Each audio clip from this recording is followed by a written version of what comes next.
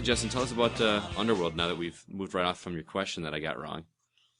Well, Underworld, when you think of the Underworld films, for those who've seen them, I don't think the notion of, wow, there's way too much story in that movie ever really comes to mind.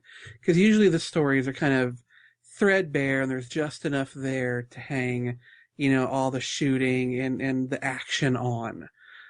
Story is usually just almost a secondary consideration. It's almost in there by accident. Almost.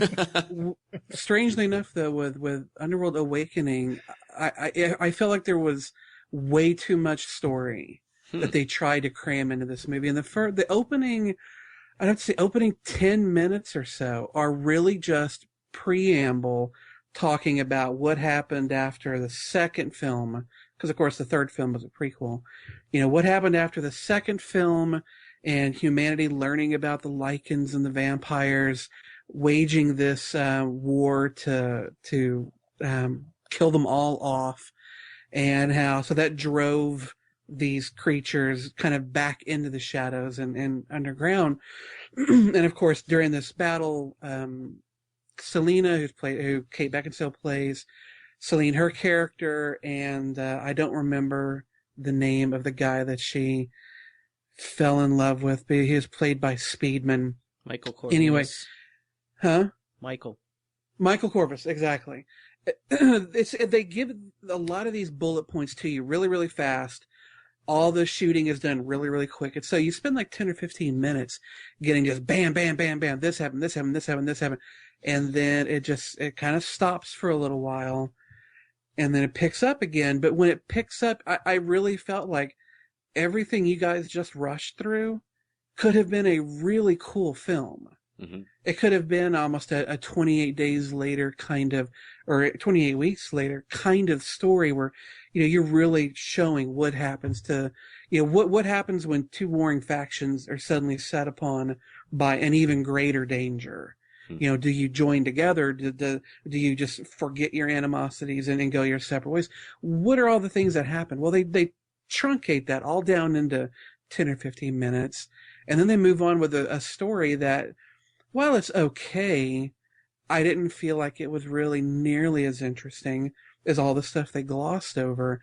And so I really wish, instead of using all that stuff as preamble to a story that was kind of average at best, they would have expanded on that and really let all that stuff be its own film. It looks gorgeous. Kate Beckinsale, of course, looks phenomenal in the role. She always does. And any opportunity I have to see her in tight black leather, I'm going to take her latex. The special effects look fine.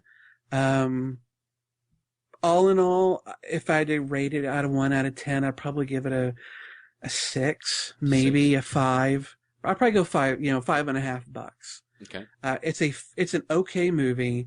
It could have been a lot better. I like some of the things that they did with the story, but I really think they could have made there's near the end of the film, you get a twist.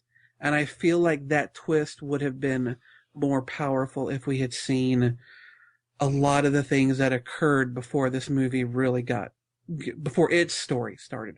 In all of that preamble, they could have set the stuff up better. So it was okay. I still think the first one was the best of them all. The second one's fine. Third one I thought was really fairly weak. So this takes things back up, but you're coming up from a 3. So it's not a hard bar to clear. But her ass is good in leather. Oh God, does she look good? She looks so tasty.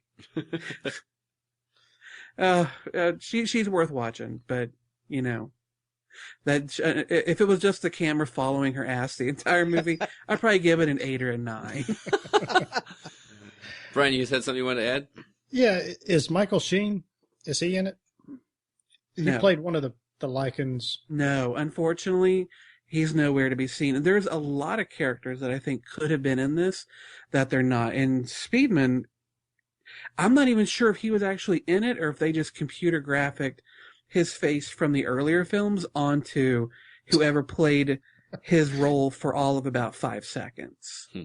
So it almost feels like they're distancing themselves somewhat from the earlier films. Maybe the actors just didn't want to be in it. I don't know. It's definitely left open, though, for a sequel. The story is not finished. There's more they can do. I think for the money they made, they probably will come back to it, and so we'll see. All right. So, Cool. Justin McCumber's review of Underworld. Wait till it comes out on video. Awakening. Underworld Awakening. Wait for video Yeah. on that one, huh? Yeah, I mean, it's $5.50. That's my rating, but you're just as well off waiting till it hits video and enjoying it in the comfort of your home, where you can pause it at whatever moments you find appropriate.